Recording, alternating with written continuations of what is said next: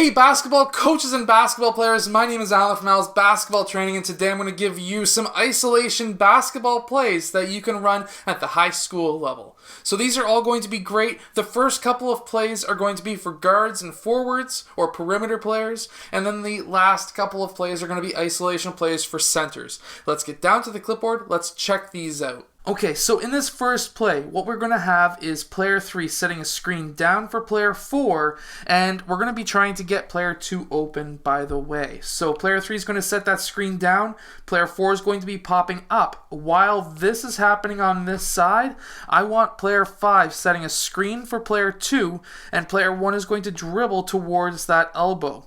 At this time, player 2 is going to be using that screen, and he's going to be doing a dribble handoff with player 1.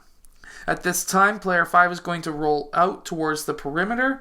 We're going to have player 3 popping out towards the three-point line, and player 2 is going to use that screen or that dribble handoff. He's going to go up top towards the point, and player 2 has two decisions to make. He can drive straight towards the rim, or he can pop out for a three-point shot.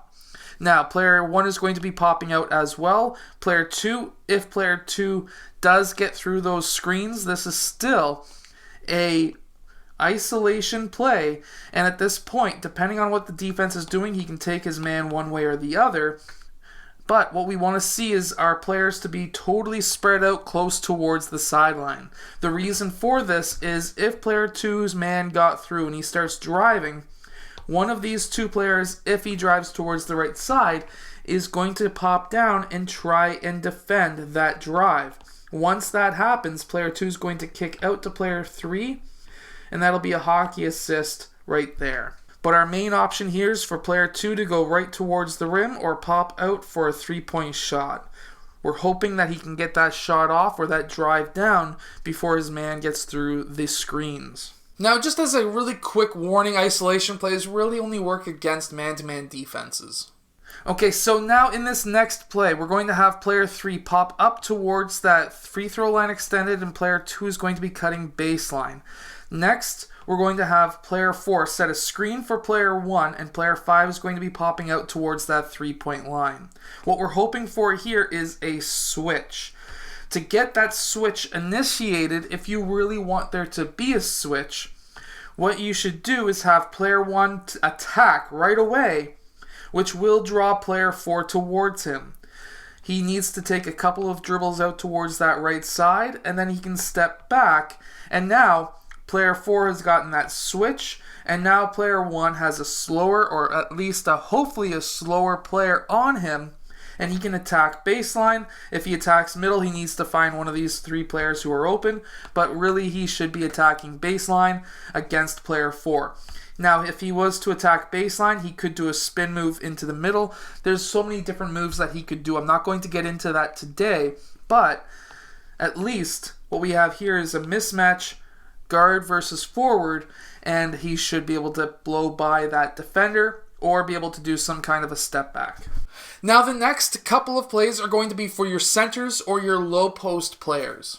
So what we're going to start with is a high 1-4 offense. You can run the same play as if you got a low 1-4. It doesn't really matter. But I like the high 1-4 for one reason, and that is it clears out the baseline. We're going to start by having player 4 set a screen for player 5, and player 2 is going to set a screen for player 1. At the same time, player 3 is going to be going down towards that low corner, and we're going to be having now both of these players. We're going to be having player 5 go down towards that low block and player 1 come out. Now, of course, player 5, if he's open, you need to hit him up because that's just going to be an easy layup. If his man gets through, player 4 needs to pop out.